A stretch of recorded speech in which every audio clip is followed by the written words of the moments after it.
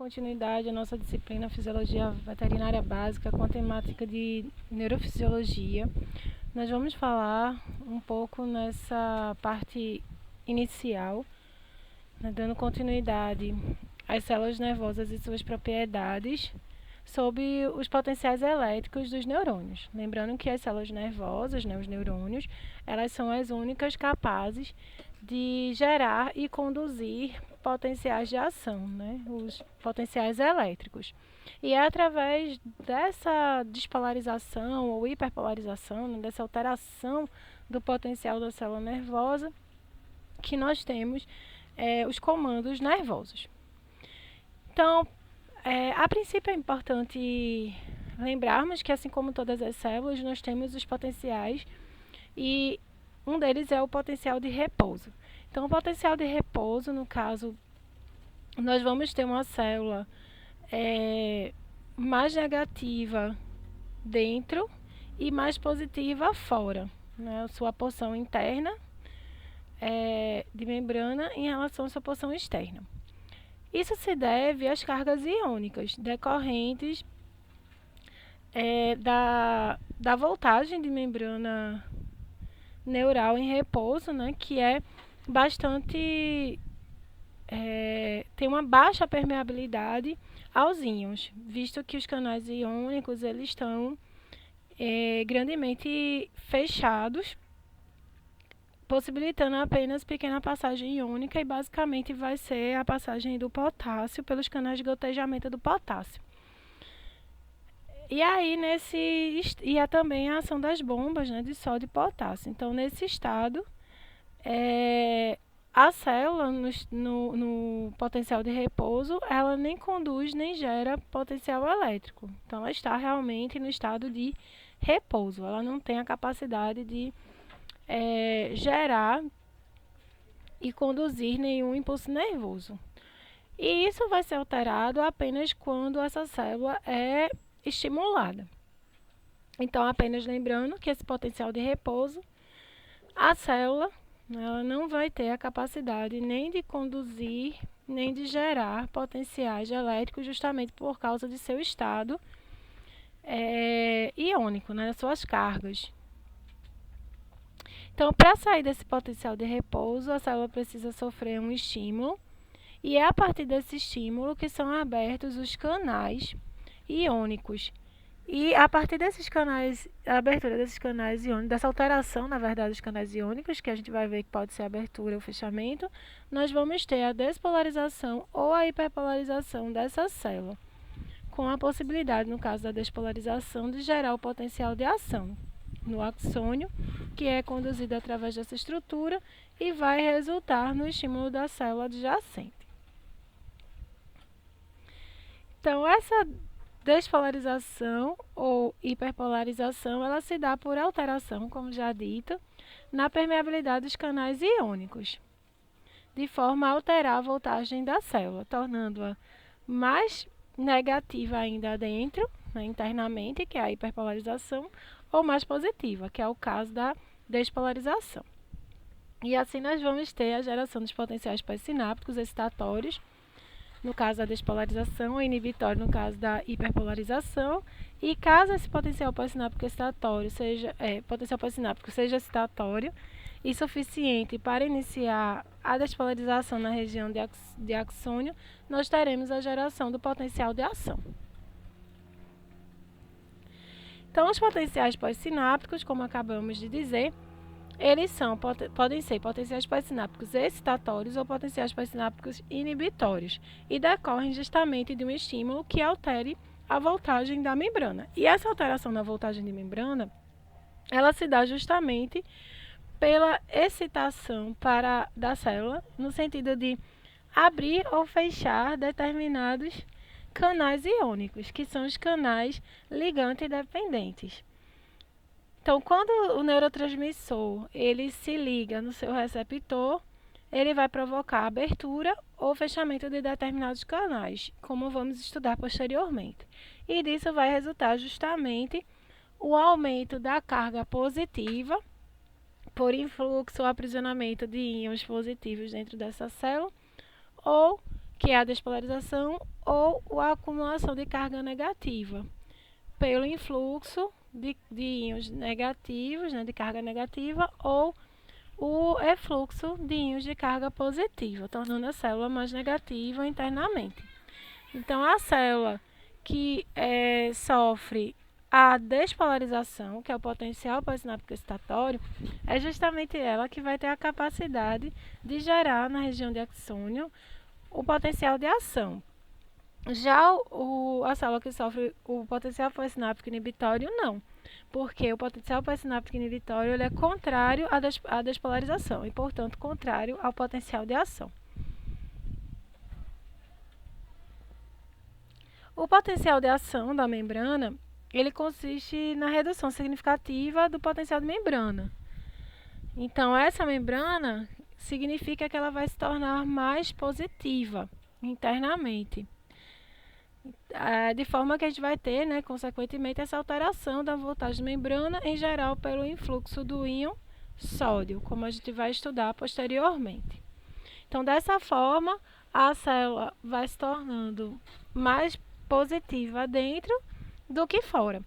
No caso do potencial de ação, o diferencial dele é que, como já dissemos, ele vai ser gerado no axônio. Então, é preciso que o potencial pós-sináptico excitatório, causado pela excitação, né, dos canais ligante dependente, cause uma despolarização adequada, a ponto de que essa despolarização na região de dendrito, de corpo celular, ela seja suficiente para alcançar o chamado limiar de excitação, que é justamente o estímulo de despolarização suficiente para abrir os canais voltagem dependente, que são os canais presentes na região do axônio e do terminal. Então, nesse caso, eles não se abrem simplesmente pela ligação com o neurotransmissor, mas sim pela alteração do potencial dessa célula. Então, à medida que ela vai se tornando mais positiva internamente, essa despolarização é o que vai estimular a abertura dos canais na região, né, a alteração da permeabilidade dos canais na região do axônio, gerando assim o potencial de ação que é regenerativo. Então, a partir do momento em que ele é desencadeado, não há mais como cessar. Ele vai ocorrer até o final da célula. Ele vai ser conduzido até o final da célula.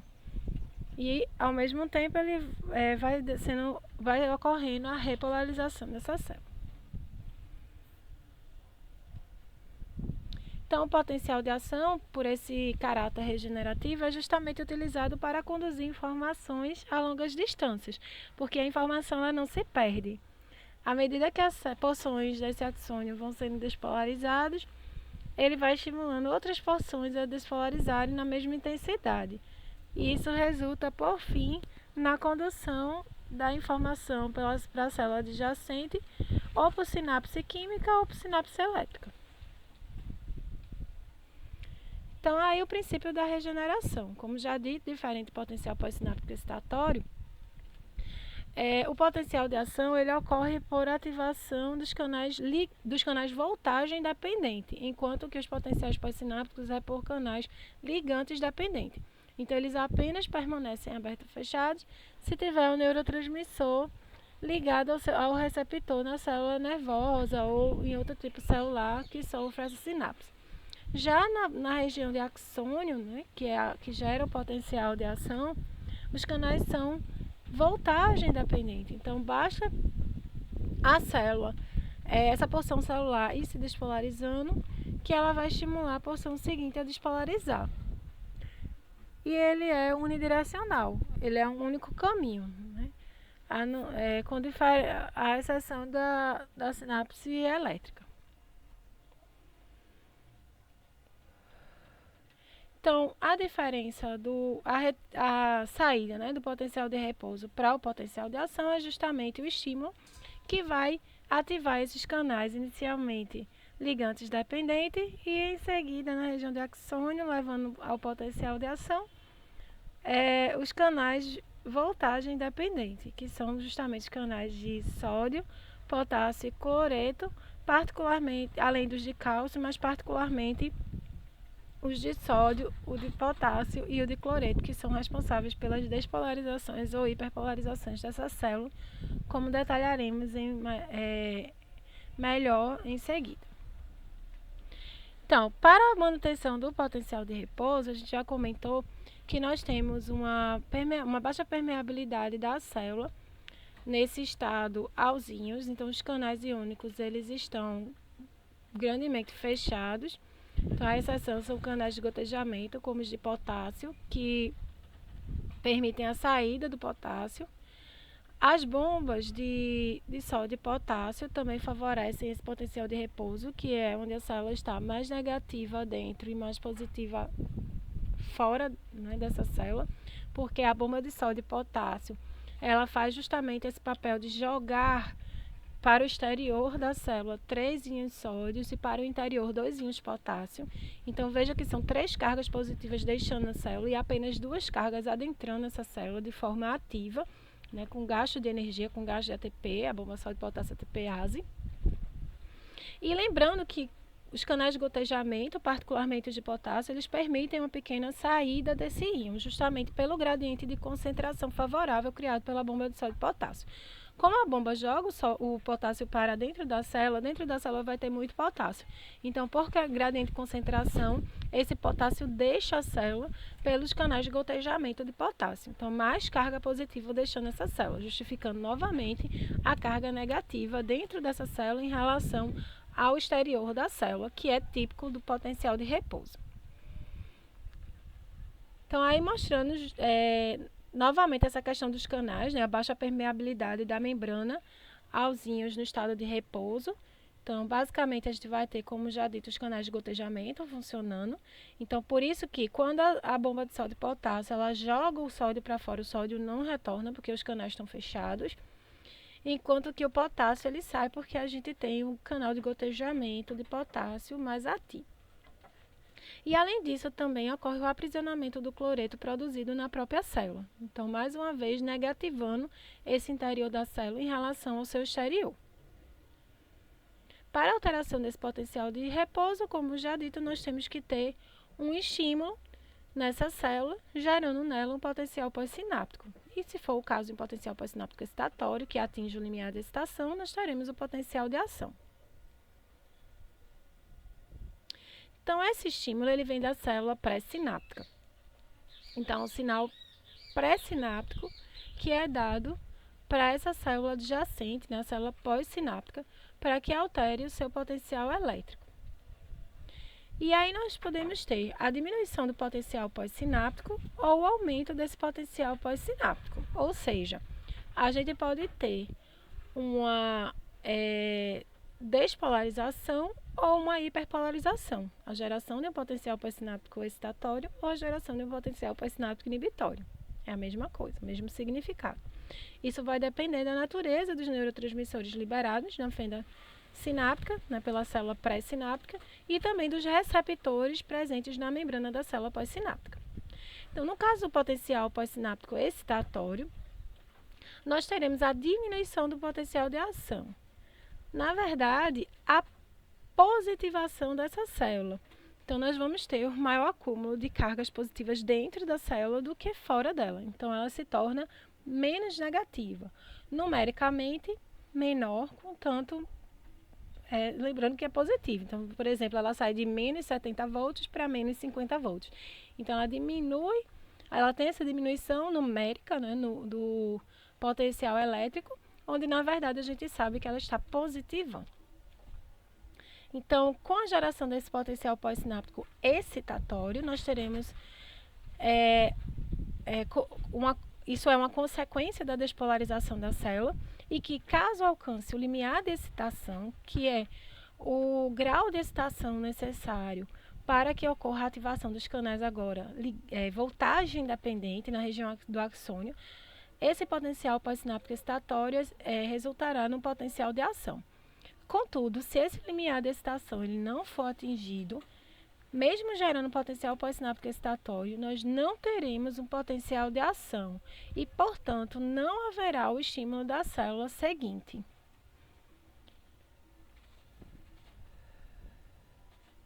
Então, muito do potencial pós-sináptico excitatório e, consequentemente, do potencial de ação se deve à abertura dos canais de sódio, permitindo o influxo de sódio e, consequentemente, tornando essa célula mais positiva dentro do que fora, ou seja, torna a célula despolarizada. Já o potencial inibitório, o potencial pós-sináptico inibitório, é o contrário. É através da abertura de canais de potássio ou de cloreto, visto que a abertura dos canais de potássio farão, na maior parte do nosso organismo, com algumas exceções, com que ocorra o efluxo de potássio e, consequentemente, a perda de carga positiva dessa célula, tornando-a mais negativa.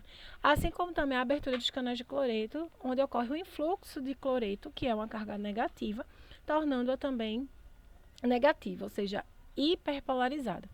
Então, se ela já tinha uma carga negativa, internamente ela se torna mais negativa ainda, o que dificulta a geração, impossibilita, na verdade, a geração de um potencial de ação, por mais que existam outras células competindo para que ocorra essa geração do potencial de ação. Então, essa célula hiperpolarizada, ela não responde, não gera esse potencial de ação, não tem essa resposta.